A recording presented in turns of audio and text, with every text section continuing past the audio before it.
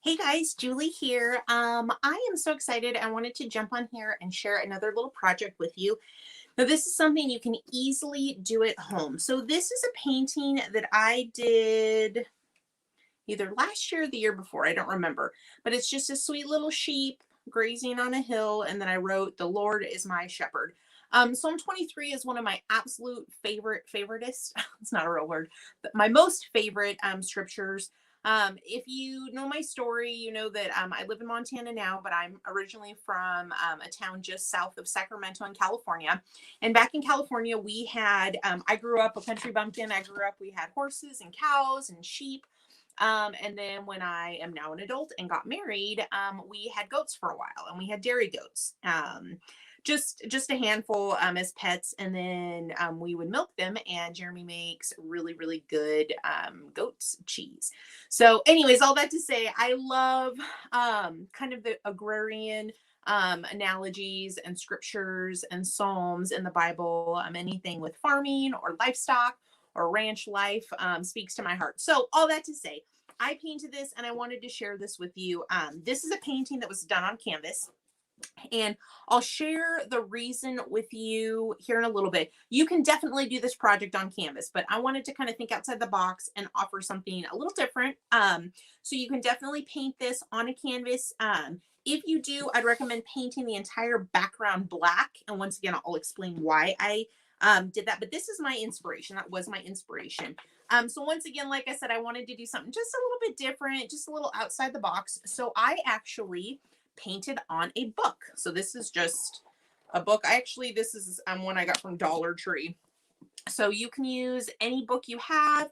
You can go to a thrift store, Dollar Tree, Dollar General, your whatever, wherever, a garage sale. But we all have probably stacks and stacks of books that we don't want to get rid of, or we just don't quite know what to do with them. So this is a really fun way. And if you can see, I kind of wrote Psalm 23 on the spine, and then I painted the back to look like that. But you can paint any book. And like I said, go old school, paint it on a canvas, paint it on, anything you want. But I just thought that this was a really fun way to paint something different than a canvas or a piece of wood. So once again, this is a fun, easy project. You don't need any special supplies, any special paint or anything. I'm just going to use good old fashioned acrylic craft paint. But if you want, I am going to also I made kind of a little template for this. So if you want, like I said, I have the template that I'm more than happy to share, and also a supply list. And then once I'm done with this video, I'll link it in that training too. So if this is something you think you want to do at home and you want the tracer, the supply list, and then this will be the tutorial video, let me know. Just put in the comments, tutorial or gift or whatever you want, sheep book tutorial, whatever. I know what you mean. But just put it in the comments, and then I'll be more than happy to share that link. So I'm actually going to be painting. Okay, please. I don't want hate mail. I don't want hate comments. This is a Bible. This is a Bible that I bought at a thrift store a while ago. And the reason why I have this is because this is where I do most of my Bible journaling practices. So this is kind of like my sketchbook for art journaling. And you can see I've come in here and done some kind of like different things with some different products. I've tried out different, paints. So this is a Bible, but this is specifically for creative outlet. And I got this at a thrift store, so I didn't spend a lot of money. So please don't judge me for painting on a Bible. I have actually, I want to share my study Bible with you. So let me grab that real quick. This is my personal everyday kind of study Bible. And you'll notice even with this one, I had to decorate it. So this is actually some texture paste that I kind of put some different, fun designs on. So the feathers were not there. I have kind of fun, funky bookmarks, but if you look at my Bible tabs, they're all kind of crazy and watercolored. So this is my study Bible, and even this sucker has all kinds of decorations on it. So I know a lot of people like to even highlight in your Bible is a big no-no. So please don't be offended if you're one of those people. This is just how I study. I love to create art, and for me, when I'm creating, it kind of helps me hear God's voice in a stronger louder tone. So this is the way my brain works. So once again, I am actually using a Bible. You do not have to. I did this one on a simple book that I got from dollar store, I think.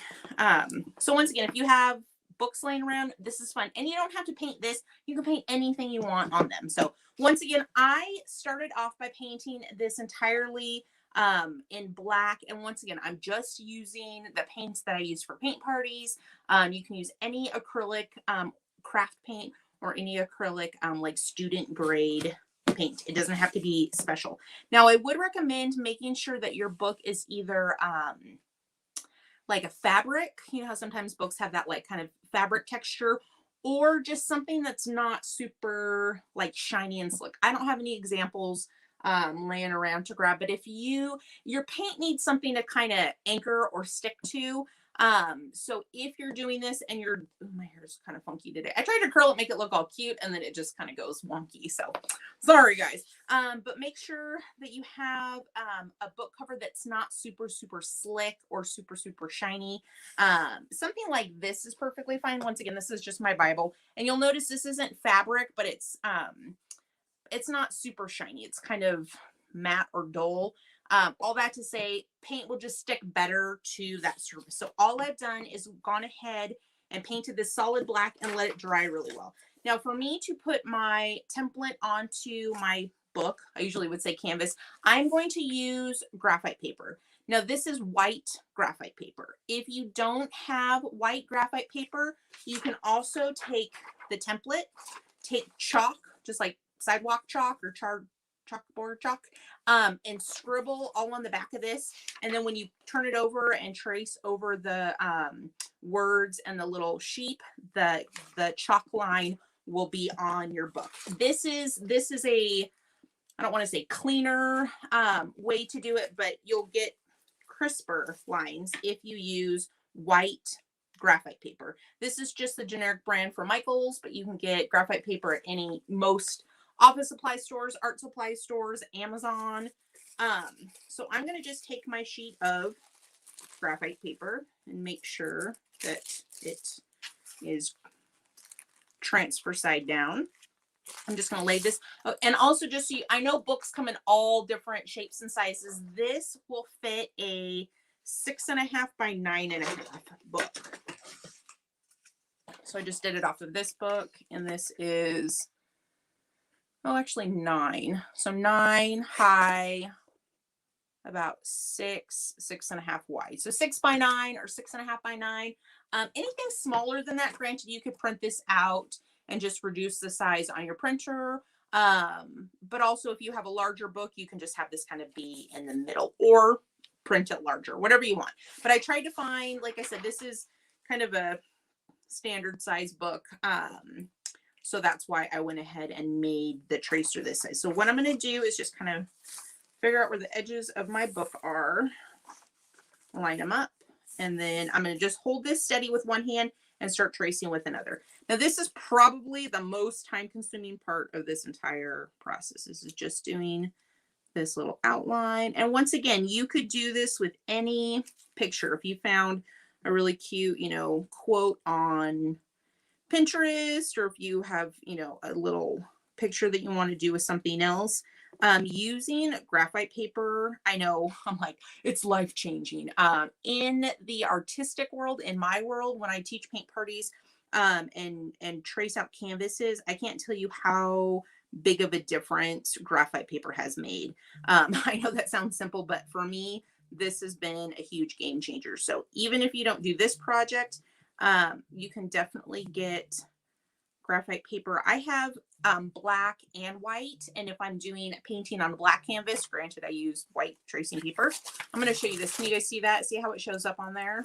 I don't want to move it because I'm still working on the rest of this, but white graphite paper works great on colored surfaces, like I said, black or any other. I mean, you could paint this any color. And then I use the black graphite paper for white canvases. So if you've painted with me here, or if you purchased an art kit from me that had a canvas in it, if it was pre traced or pre-drawn, if the design was already on there, guess what? This is how I did it. I used graphite paper. So big help in my world. So I wanted to share that little step with you. You can always go ahead and use white or black. I know it comes in other colors too. I know there's a brand that does like red and blue and all any colors you can think of. But for this works really well for me. And you know, I think it's like $8 or $10 for a pack, but you reuse these sheets over and over and over and over and over. I can't even tell you. I use them until literally there's nothing left of them. And then most of the time the packs come with multiple sheets and then you can move on. But big. Like I said, I don't want to be like, oh, it's a game changer. But for me, it definitely was. All right. So once again, just kind of coming in here and tracing over those lines. I'm going to show you one other trick before we get started painting. Drawing his little tiny little legs. Another reason why I wanted to share this with you is because guess what? Easter's next weekend. Man, this 2020 like lagged forever. And I mean, it seems like it was like a 28-month long year, but then in the same time it like blink of an eye and I'm like, oh my gosh, it's Christmas and summer's over and then New Year's and then now we're back in spring. So anyways, I just want to show you real quick as I take this off, see how you can see the outline on there now. So super easy way to transfer that over. Okay. That's trick number one, is using the graphite paper to transfer. Now, when you're doing this, think of, I mean, depending on how old you are, I may be making myself sound 100, but back in the olden days when we used to write checks before we used PayPal and Venmo for everything, in a checkbook, that little carbon, think of that. That's kind of what this is similar to. So this is my second trick. If you notice, I have the letters on here. Now, I actually did the lettering on this with a permanent marker. This one I used paint. This one I used a permanent marker. You could use either with this step. But what I'm going to show you guys, and hopefully this works, is I'm actually going to take a black Sharpie and I'm going to go over the words. And then as I paint, the Sharpie will shine through and then I can go back and go over the letters once it's painted on. So Sharpie will stand up and you can see it through paint. And so I'm just going to go over the words that I did with white with Sharpie now. And I know this seems really goofy and weird, but like I said, it works, trust me. So if you ever want something to show up through a layer of acrylic paint, if you use Sharpie, well, I keep saying Sharpie, permanent marker. This is Walmart's generic brand of permanent marker. So this works with any of them, but I'm just going to come in here, and everybody, I mean, we all have a drawer full in our kitchen. I might have more than most, but I think all of us have a permanent marker floating around somewhere in our house. And if not, they are, when you're out buying white graphite paper, pick up some permanent markers too. So once again, just kind of coming in here, going over the lettering. Doesn't have to be perfect. Actually, it's kind of better if it's not. You know, some people get so like preoccupied with things being perfect, especially when they're making something. But when it comes to I shouldn't say homemade, handmade items, I personally love the little, I don't want to say idiosyncrasies, but the little places where you can tell it's handmade and not mass produced. So once again, this you really can't see. I actually kind of even covered up some of that original tracing, but you can just see I went over the letters with the marker. And when I start painting, you'll definitely start to be able to see that come through. So trick number one, template, white graphite paper or black graphite paper if you're doing a project on a white or lighter surface. And then trick number two, use a permanent marker. I feel like I should be doing it this way and this way. Use a permanent marker when you're doing lettering, or any lines you want to show through the paint. So trick number one, trick number two. Now this is going to honestly be the fastest part of this. This goes super quick. What I'm going to do is use green, yellow, black, and white. That's all I'm using for this project. And honestly, even I would still say have black paint because you're going to have to paint probably your book to start off with, but super easy, super, super. And it doesn't have to be like sun-kissed citrus yellow. Like these are just any colors you have. So what I'm going to do is I'm actually going to start with the green. And also when it comes to brushes, you really don't need like a specific brush. I'd recommend a medium brush. So this is, I think, like a 1/2 inch flat brush, but just anything that's kind of good for glopping the paint around. And actually this one is, I didn't rinse it out very good last time I used it because it's still a little stiff. Shame on me. And then a smaller brush for your details when it comes to doing the smaller details of the painting, and then also your lettering.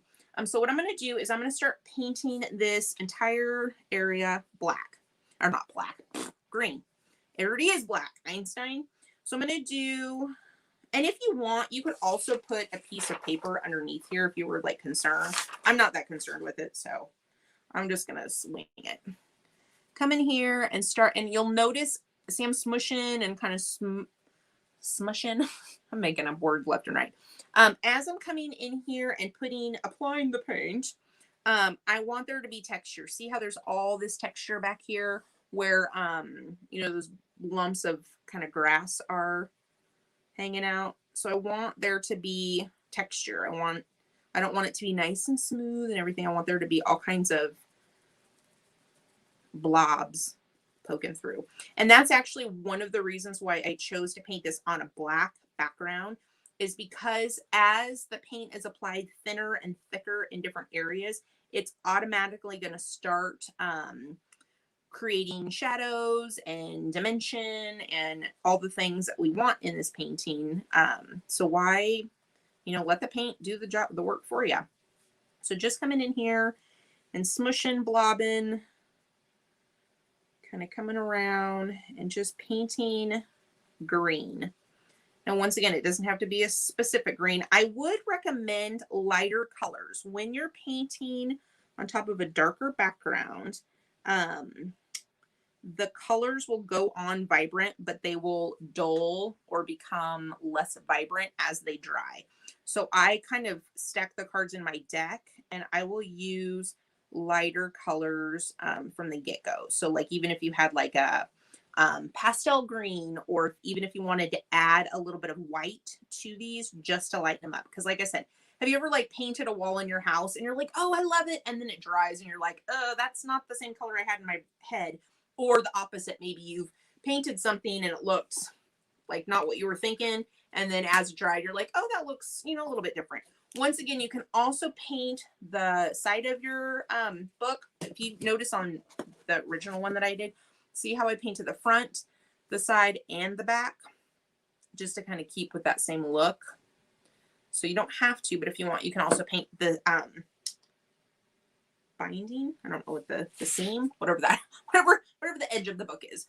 So you can already start to see as this is drying, like instead of being that bright, almost like obnoxious green, it's starting to mellow out. And you can add multiple layers of green if you want, once again, a fancy artwork, if you want color saturation. So I just went ahead and from that line where the sheep is eating this little, like this kind of closest rolling hill, I just painted that entire area green. And what I'm going to do is, here's another little art lesson for you. Hi, Lisa. How are you today? We're painting a book. Lisa, I know you were an artist. Have you ever painted a book cover?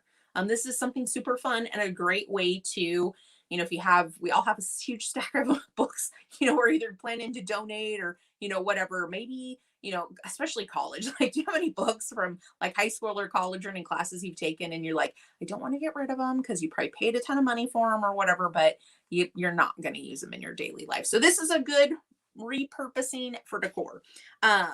But I digress. So I painted the entire background green. Now green, if you don't have green paint, if you have yellow and blue, just mix yellow and blue. Those two colors will automatically make green. Since I want there to be some highlights, see how as the sun hits this, the top parts are a lighter green. Same thing with the original painting. That's just an optical illusion. So it kind of makes it look like these kind of hills, these rolling hills are in the background. All that is just a little bit of highlighting. So this is all one color kind of smushy green. Watch how fast and easy and how cool this is. So just coming in with a thicker layer of yellow. And as the yellow kind of blends in, it will automatically make a green color because like we said, green is just yellow and blue. So Lisa said, I have not, I need to try. It's so fun. You say your accounting books. I basically just carry that bread. Yeah. You should totally make it pretty. If you got to carry it around or look at it, if it's sitting on your bookshelf or on your mantle, put a little paint on it, make it pretty. But see how this yellow, and all I'm doing, and once again, because it's a grassy knoll, grassy rolling hills, I want that texture. So I'm just taking my paintbrush and smushing it, tapping it into that green. But I want the brightest yellow to be this real kind of crisp line. And then as I smush my brush, it'll kind of blend into that green. Or you can even take a little extra of that same green and mix the two together. I'm using acrylic paint, and acrylic paint blends when the colors are wet. So if my green paint is still wet and I have wet yellow paint, what all you have to do is smush them together, and they'll slowly blend one color into the other, called ombre if you want to be super fancy. But that's all that that's doing. So I want this to be nice and bright yellow, and then I want it to like slowly fade into the rest of the green. So I just kind of mix those two colors. Lisa says, do you put a finish on it when it's done? This is up to you. So this is acrylic paint. Acrylic paint is super durable. If this is something that's just going to be sitting on, your book mantle, your bookshelf, your desk, if it's mainly for decoration, I don't think you need to seal it. It's pretty equivalent to a canvas painting. If you're using acrylic paint, I usually tell people you don't need to seal them. You can if you want to. So I painted this one yesterday, and I want to show you. I mean, I'm scraping my finger pretty hard on there. It does kind of discolor the paint a little bit. Let me do my mom trick, little spit, but then you'll notice that then that buffs right out. So as far as like the paint scraping off, that's really not coming off. Once again, here's my mom trick. But it's acrylic paint's pretty durable. If you want, you definitely can seal it. Not conceal. You can seal it. If you want to use any kind of spray polyurethane, I might have something along the lines of this. Like I said, you don't have to use this brand. This just happens to be what I have handy. Because guess what? All my art supplies are right behind. Have you guys ever seen my crazy art stash? And that's only a small part of it. I have this pretty curtain to like make it look all, pretty. It's a mess. I like to say, and I'm telling you guys all my secrets today. Any kind of spray polyurethane works great, but not a have to. It's totally whatever you want to do. Lisa says, I like the fancy term, smush the colors. Keep it simple. I mean, I'm a simple person. One thing with teaching as many art classes as I have, I try and keep my descriptions simple because I'm a simple person. People know what smush means, like smush. So I don't mean like, oh, now we're going to, apply the paint in a lateral, whatever, just smush some paint on it. Okay, so back to this. Once again, I have that bright yellow. And if you notice, I'm not painting straight lines. This one kind of comes down a little bit. This one kind of has a dip in it. Because remember, these are rolling hills. This is our little sheep that's grazing in the pasture. And nobody wants steep hills in the pasture. We all just want nice sloping hillsides. I will tell you one thing from moving from Montana to, or from California to Montana. I lived in the valley, in the Central Valley. Very flat. So when I would exercise, when I'd go out for a run or a walk, I mean, no problem. You're just out enjoying the flat terrain. When we moved to Montana, we kind of live a little bit on like the mountainside. And so like I would go to walk our block and I'm like, whoa, elevation makes a difference. So in my sheep world, I want it to be gentle sloping or very flat hills because this sheep don't like walking up steep hills.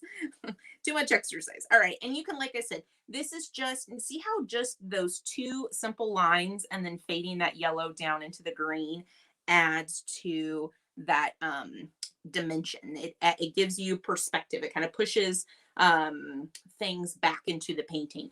Where I live, we have a ton of mountains and mountain ranges, and so I can look out my window and look at all these beautiful mountain ranges and the depth that gives. And so this is that same kind of optical illusion. So once again, I'm using that same brush, kind of going back and forth between my yellow and my green, because like we said, yellow and blue make green. So yellow is automatically going to blend into a green if I keep adding that on top of the green paint that's already there. So just add a little extra. And like I said, we want that top line to be bold. We don't want that to be very blended. But then as you move your brush down, just blend that a little bit more with some green paint. And so that way you get that ombre effect. All right, guys, so I'm going to put this to the side. Let me see if I have another brush. And I'm even going to come in here with a little extra, just smaller detail brush and really glop on. Once again, there's another fancy smush and glop. We're glopping and we're smushing. But like I said, this is just a really fun way to, and I mean, guys, you can do this with anything. You can do spring flowers. You could do like this one has a saying or a psalm, the Lord is my shepherd, but you could put a quote on here. You could put flowers. You could put, another fun thing. If you, what's it? Hair. Every once in a while I look at myself, I'm like, what is my hair doing? That's why I like hats. Hats contain this hot mess. But if you have a journal, you could do this with a composition book. Go down to any Walmart, Walgreens, Staples, any place that sells composition books or journals, and do this as a journal cover. Do it for a friend as a gift. I mean, how fun would this be as a spring gift? I mean, I know a lot of people have birthdays, and here in a couple months we'll be doing graduations. Can you believe that? I was chatting with my friend the other day. Kind of me and my friends are our bracket. We all turned 40 this year. I'm born in 81. And I was messaging with my friend last night. I'm like, I don't really have an issue with turning 40. Like, that's not a big deal. I'm like, how the heck did I get here? Like, how did I get to be 40? Like, I'm perfectly fine claiming my age. Like, not an issue. I'm just like, I was like 20s and then 30s and then like early 30s and then blink of an eye. Now I'm 40. So I don't know how that happened, but I want you to back to the painting. I put a ton of paint on here. Like I said, I really glopped it on, but as it dries, I want you to see how you can still see the lettering through the shirt or through the paint. And that's because we did that layer with the Sharpie first. So if you're kind of coming in at this point and didn't see what I did first, I started off with a regular book. I had already painted the entire cover black just to kind of give me the background. Then I used white carbon paper and my template, which I'm more than happy to give you if you guys want. Just let me know in the comments. Used white graphite paper to put the outline on. Then I went over the words with a permanent marker. So that way, like I showed you how the lettering is coming through. So I'm giving you guys all kinds of good secrets today. So you can see that lettering coming through. So once everything is dried, you can go back over and do the lettering. So Lisa says, I totally hear you. I turned 40 last May. What happened? Yeah. Like I said, I'm not like, oh, I'm trying to convince people. Oh, I guess as I'm fidgeting with my hair. Like, I don't care. I'll tell people how old I am. I'll tell people like I'm a child of the 90s, like gray hair up here, black hair down here. Like, it's all going south. But I don't mind that. But I'm like, where did the years go? Like, blink of an eye. So anyways, back to our painting. So all this is the background. Now I'm going to come in here and start painting some of these little intricate areas between his legs. This weird kind of long shape right here is going to be the shadow. And since our background is already black, you can leave that. But I'm going to come in here just using a smaller brush, same colors, and I'm going to start painting the little areas, like I said, kind of between his legs. Or her. Maybe she's a you. It's so funny because baby goats are called kids. And so I'm like, oh, baby goats, baby goats. I'm like, oh, my kids. we had triplet kids yesterday. Like, what? So this little area right here is a little, so I'm going to show you. I'll hold this up so you guys can see it closer. So this little area underneath his belly, you'll see that there's like 1, 2, and then that long kind of shadow. So these two little areas underneath his belly, I'm just painting this top area solid green, and then the little area under that, I'm going to paint yellow. And it goes back to, once again, the perspective of the hills. So I'm going to show you right here. So see how this area right here is green, but then this area right here is yellow, because in the whole scheme of things, let me go this way. See how this looks like the top of the hill that he's eating on. So once again, just a little perspective. But as I'm coming in here, I'm painting that same green. And then the same rule applies for this little area underneath his neck. You'll see there's 2 spots. One, the top little area will be this green, and then the yellow will go underneath. Once again, just with that same kind of perspective idea. Coming in here. And when I like I said, if you guys want the tracer, if you guys want the supply list, I will also attach this video as like a tutorial, but I'll also take an up close picture. So that way, like, let's say, you know, like, let's do this one. So like, let's say if I gave you an up close picture of this, you could like zoom in and go, okay, now I see this area is green, this area is yellow. So once again, if you guys want this whole tutorial, once again, I'll give you the supply list, the tracer. So that way, if you want to do this really cute, the Lord is my shepherd. And this will fit roughly a 6x9 or 6.5 by 9.5 book. The template will, but you could also always print the template up smaller. Like if you are doing it on your home computer, just shrink it, you know, by 7, you know, maybe print it 75% instead of 100.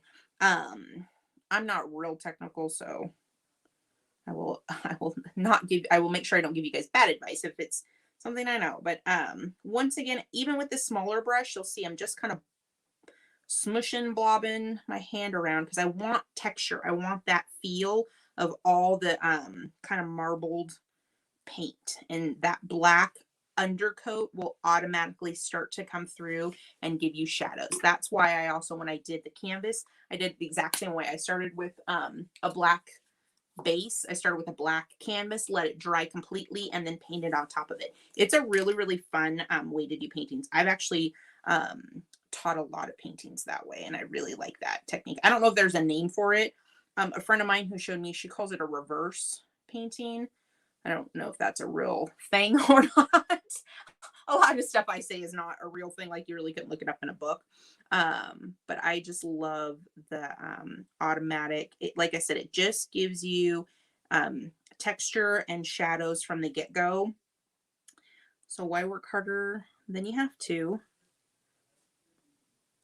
So remember, I'm just coming in here and doing this yellow so it looks like the top of the little hill where our happy little sheep is grazing. All right, blah, blah, blah, smush, smush, smush. And once again, since you're painting on a dark background, as this dries, you may find that you want to add another layer. So if your color saturation, if your vibrancy is, if it isn't as vibrant as you'd like it to be, definitely put another layer of paint on there. And the other thing is when I was doing this one, my the book I did yesterday, this is just a book I got from Dollar Tree, just as to practice, to do a little sample on. I found that the black letters over the kind of muted darker army green didn't pop very well. So on this one, I might do white. I might do white letters to kind of match the sheep. So you can do either color. You don't have to do black if you are going over the colors, but see how you can still see the lettering through the paint because we use the Sharpie. You can definitely use white paint, or what's your favorite color? Blue, purple. But if you wanted to stand out, if your paint is dark, maybe use white lettering. But if your background is nice and light, if it stays vibrant, You could do black lettering, but you can also add more paint. So if it's not vibrant and you want to oomph it up a little bit, once again, big word, oomph, just add a few more layers of paint. Don't worry, the Sharpie will still come through, and that way you can add to that. So if you notice, all we've done is green and yellow, strategically placed, and we already have all of this dimension in the painting. Isn't that pretty cool? One of the things that I kind of strive for in my artistic style is I love perspective. I love having mountain ranges look like they're a million miles away from you. I love having things like zoomed in super, super close to your nose. So that's one thing I always love is layers, you know, depth. So once again, I automatically jumped in here and, and painted that way without even trying. Okay, so I'm going to start doing our little sheep now. Now, two things. You can leave the areas that are black and just let that black come through. You could see it already looks like there's a little shadow underneath that little grazing sheep. And the little face and the little legs will be black as well. What I did to get a little bit of distinction is see how my shadow is actually black with a little bit of green kind of smushed in, just so that this is, once again, kind of splitting hairs. Just, you don't have to do this if you don't want to, but if you want there to be a little bit of difference between the solid black of the sheep's legs and face and of the shadow that's casted under our little sheep, what you can do, I'm just coming in here with black paint and doing the legs just basically to clean up the lines. Black paint over black paint is not going to make it look much different. But what I'm going to do is I'm going to come in where my shadow is and lay down some black. Remember how I was saying earlier that acrylic paint blends when it's wet? So if I have wet black paint, once again, I'm just kind of wiggling. It does not have to be perfect. It's a shadow, which means it's going to be distorted. So if I take that black paint, and here, I'll try and do this a little bit closer so you guys can see. And then I take my brush and I pick up a little bit of green paint. I'm trying to do this and not mess it up. See how I can kind of blend in a little bit of this green with the black. So it makes a very, very dark, kind of like olive green, almost to where it still looks solid black, but when you have this far away, it's just enough. See how that little green's kind of streaked through there?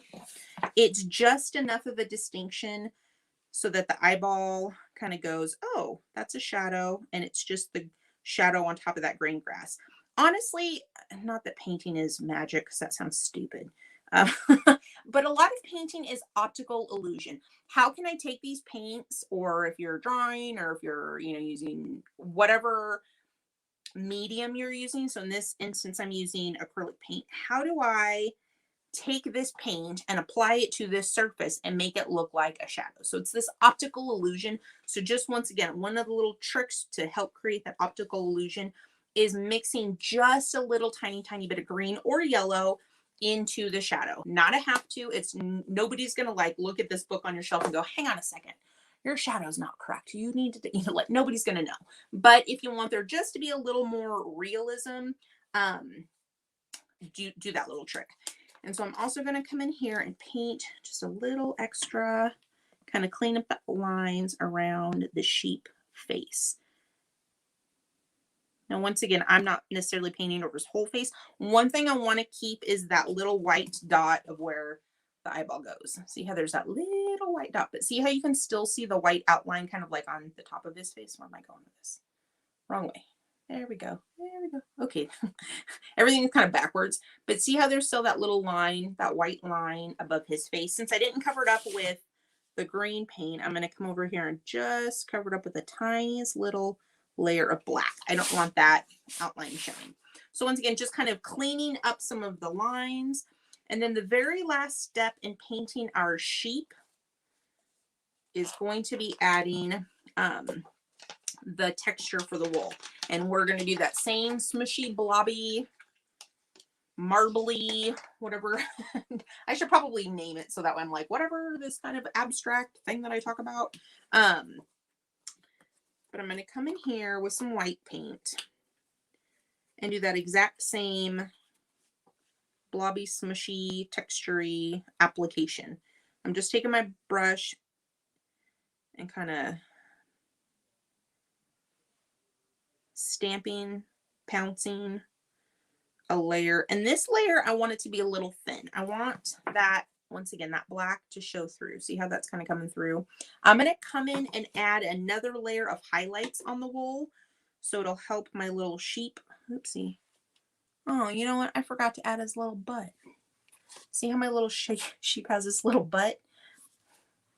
That little Y shape. I forgot to add that, I think, when I did my my little tracer. That's okay.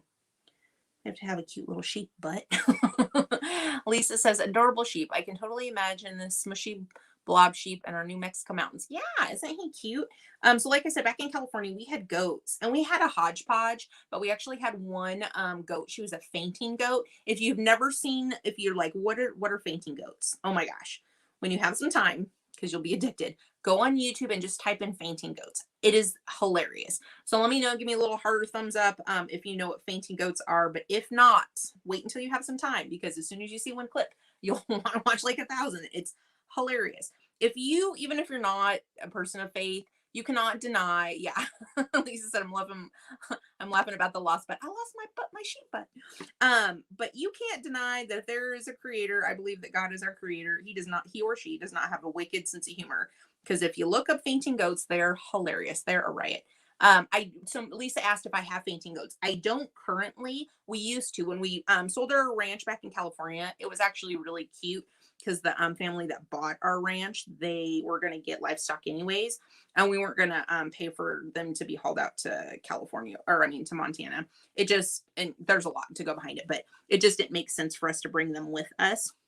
So we actually ended up, when we sold our ranch, we sold our little herd of goats to the people that bought it. So it's kind of cute because we fed them in the morning. We're like, okay, goats, you'll have a new mommy and daddy tonight. But anyway, so we don't have livestock here in Montana. Maybe down the road. We have 5 acres, but we want to put in a good barn and some infrastructure before we get that far down there. So we don't currently have livestock, but we have in the past, and we like I said, we probably will. But fainting goats are hilarious.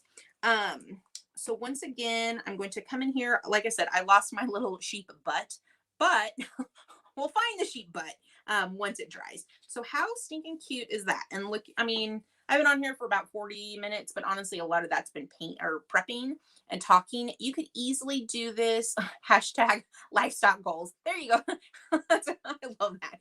Lisa, you're fun. You keep me entertained as I'm on here painting. But I've probably done maybe 15 minutes of actual like sitting down and painting. So these go very quickly. This is a fun project that you could do. Go to if you don't have a whole stack of, books hiding somewhere in a back closet or in a bookshelf, go to a thrift store. Go, to, I don't know if we're allowed to have garage sales and yard sales with COVID going on, but if you can, I mean, you can get books for free or for a quarter. And how fun would this to be, do this as a family project, or, get some of your friends together and pick some pretty flower designs or whatever. So I'm going to let this dry for just a few minutes. What I'm going to do is I'm going to go in and put the little dot for the eye. Now make sure it's completely dry. And honestly, I'm going to grab a toothpick because I want to show you how easy you can make a very, very pristine dot with a toothpick. So once again, another little art hack. There we go. Just a toothpick. I'm going to come in, get a little bit of white paint, and then just come in here and put a little dot. You want the smallest of dots. If your sheep looks like he's scared, your dot just got too big, let it dry, put a little black paint on top of it, and then do it again. This would be super fun with my kids and some of their old books. Yeah, perfect. Like I said, we all have reading goals, livestock goals. I'm not sure, but we all have books laying around. Like I said, this is my Bible. If that's going to offend some people, you do not have to paint a Bible, but Bibles that have painted covers are very, very, go on Pinterest. There's a ton of them on there. YouTube, there's probably a ton of tutorials, but this is a really fun way to like I said, if you have a Bible that you want to decorate or give us a gift. I mean, I would love if somebody did something like this for me. I would love to receive this as a gift.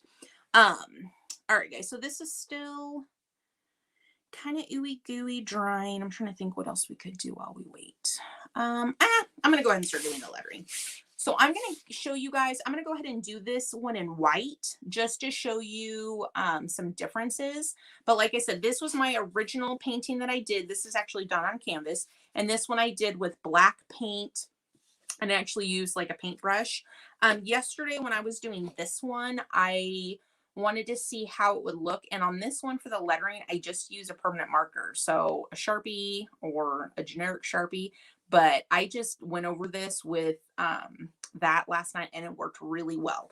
If you want to use white, I would, or a lighter color, I would recommend using paint only because white permanent markers just they don't have the color saturation. Once again, there's a big fancy word. But I'm going to come in here with some white paint and just start going over the lettering. But once again, you can easily do this with a permanent marker. I'm going to have to turn this because where you guys see me down here, I'm sitting facing front way. So this is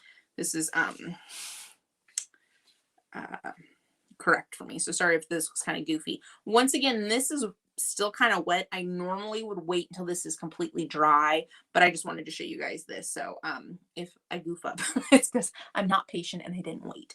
But I'm just going to come in here. I always try and find a spot that's dry. So this is kind of dry, and I'll just use my pinky to steady my hand. But I'm just going to come in here with a really tiny brush and some white paint. But if this is starting to give you anxiety, by all means, use a permanent marker, especially if you're going to do this with black paint. Honestly, if I wasn't doing this in white, I would probably just show you with the marker. That's what I used for this one, and it worked great. But for comparison reasons, I'll just show you with white paint. I always laugh when people are like, oh, your handwriting's so nice, because it is not. This I did hand letter, but I'll tell you what, people, my normal everyday handwriting, sometimes I'll write let me know if this ever happens with you. I will write write a note or be journaling or be making even a grocery list, and then like a couple days later I'll go back, what does that say? Like, what's that trying to write? So if you can even stump yourself with your own poor handwriting, you got some issues, which I do.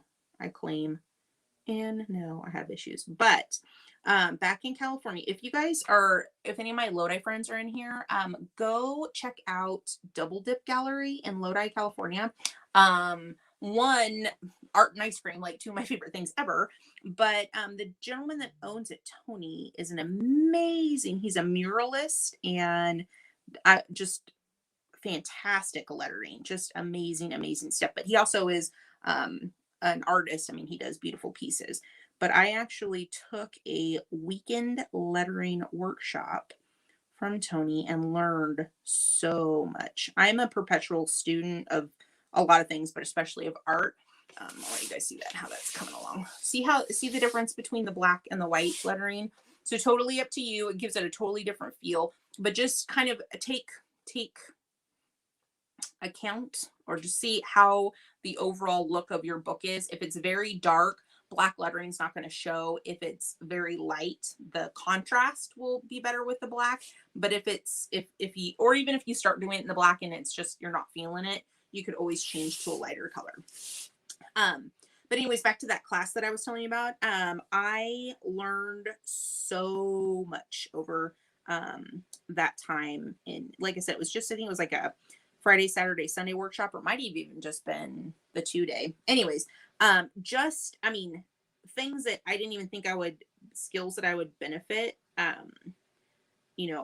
to hold a brush, the pressure of the brush, the angle of the brush, all of those little nuances that I learned when I was taking that lettering class, enhanced the way I paint, the way, so it was I don't know why I'm going on and on about this.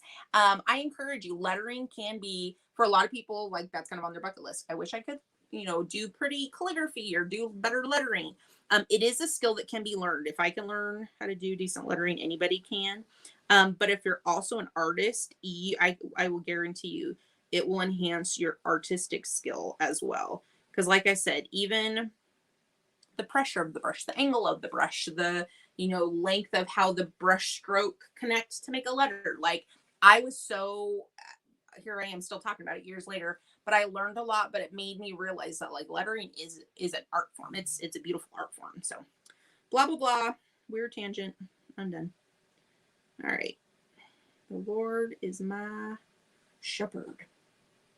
I love this scripture. It's actually probably my favorite psalm. And it's easily one of the most recognizable. I don't know if famous is the right word, but recognizable. And then like I said, love sheep and goats and all things barnyard.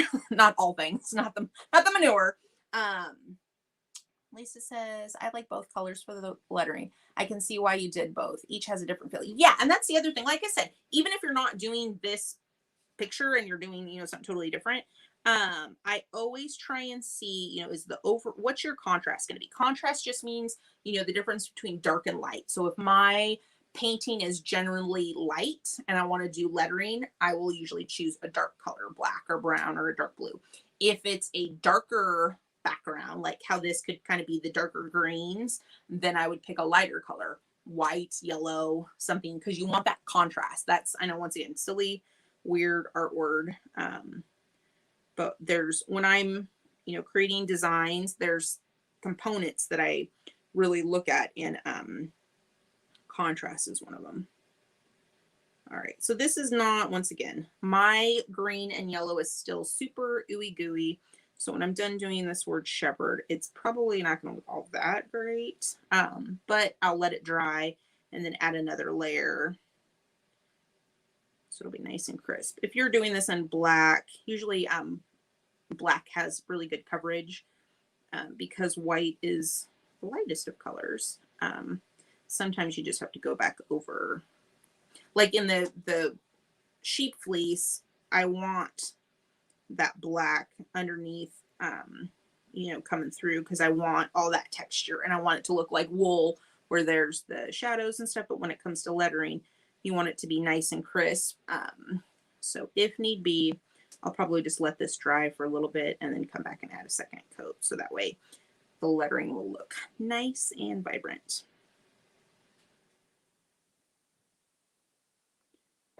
And once again, a paintbrush is a little more tricky than a pen or permanent marker. So by all means, don't feel like you have to use a paintbrush. A lot of times in my paint parties, I'll have the permanent markers and people are like, you can't use those, it's cheating. And I'm like, what do you mean it's cheating? Like, who's keeping score? I'm the teacher. I'm not keeping score. So they're just helpful aids, helpful tools. So if using a pen helps, by all means, use a pen. Ooh, my battery is low.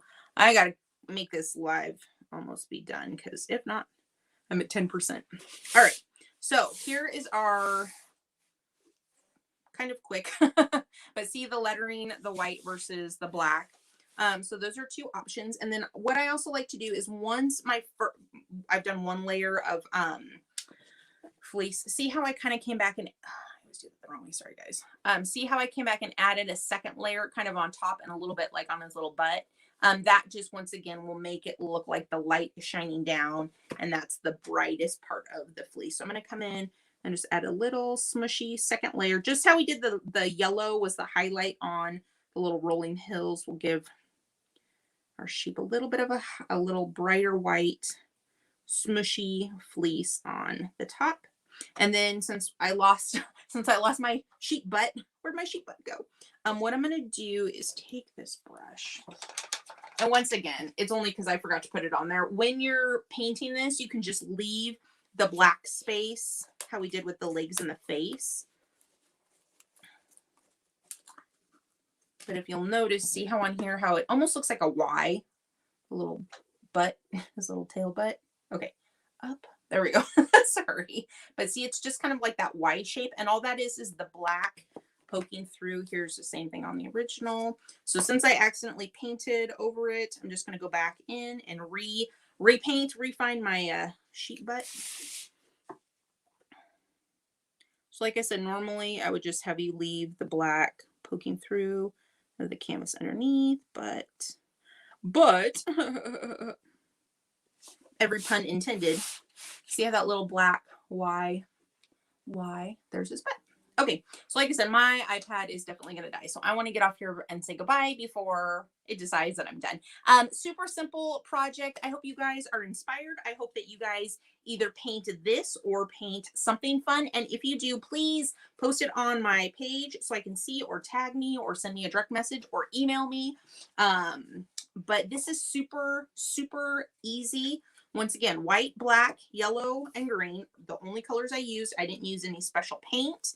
I just used the same paint I use for my paint parties. You can use craft paint. You do not need to do any special prepping to your book. You can if you want, like if you had gesso, but I don't really think you do. And then also you don't need to seal them. You can if you want, but once again, these are probably going to be more of decor than anything else. And acrylic paint is pretty durable. So I see my battery. But if you want this video tutorial, I'll give you guys a copy of this tracer and a full supply list. I would love to see what you guys create. So once again, I hope this is fun. I hope this gives you guys some ideas of things to do. Once again, it does not have to be this project. You could do flowers. You could do anything pretty. You can make a journal. You can make a gift. But I hope you guys had a great day. I'm still fidgeting with my hair.